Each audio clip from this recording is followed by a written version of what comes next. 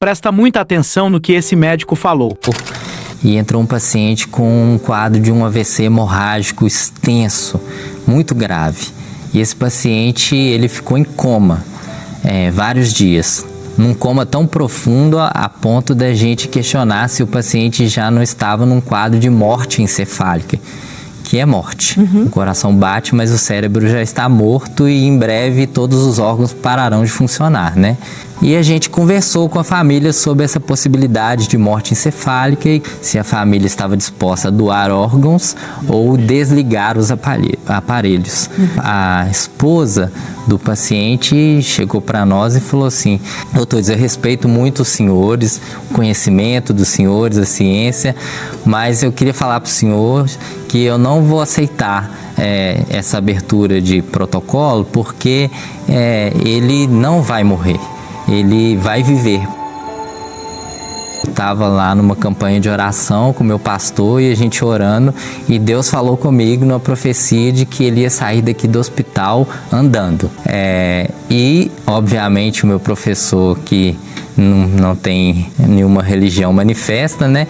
Ele ficou com muita raiva e saiu para lá nervoso. Eu continuei conversando com ela, argumentando que o quadro dele era muito grave, que as chances para medicina e para ciência eram nenhuma, né? E que a gente abriria o protocolo e a gente iria conversando com ela. E ela falou assim: os senhores podem fazer o que os senhores quiserem, porque vai acontecer. Que Deus falou que vai acontecer. E aí eu também, cético, saí para... Seria um milagre incontestável se isso acontecesse, né?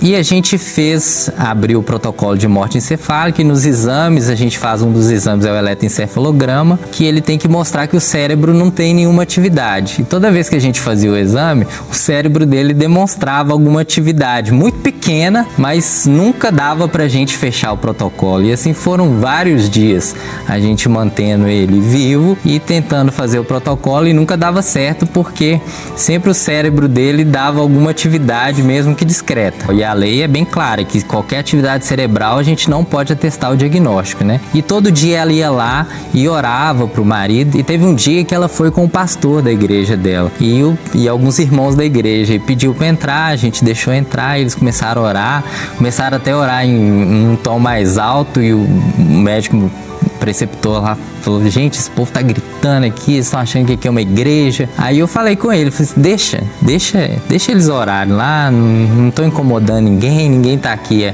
achando ruim, deixa eles lá manifestarem a fé deles, né? E eu fiquei olhando assim, quero ver se isso vai acontecer mesmo, né? De forma bem cética mesmo, sabe? E ela orava e aí a gente dava sempre a mesma notícia para ela, que não tinha reversão o quadro, e ela: não, eu respeito os senhores, mas ele vai viver. Um belo dia eu chego lá para examinar esse paciente, e esse paciente ele abriu os olhos e tinha vários dias que ele não tinha nenhum reflexo, nem a dor ele tinha. E ele abriu os olhos e aí eu chamei o preceptor, falei assim: o paciente abriu o olho. E ele falou assim: você tá maluco, né? Como é que abriu o olho? Ele tem vários dias que ele tá em coma, então ele abriu os olhos.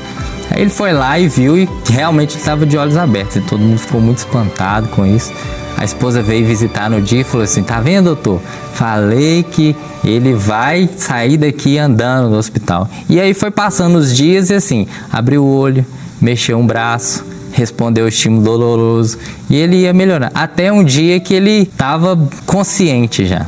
Não falava, mas interagia com a gente, e ele recebeu alta para a enfermaria para fazer uma reabilitação, porque ele milagrosamente acordou.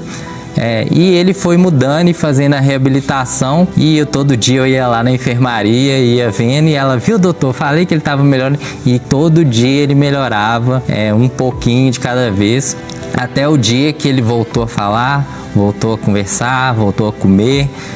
O pessoal da igreja ia visitar ele e ele teve alta do hospital andando.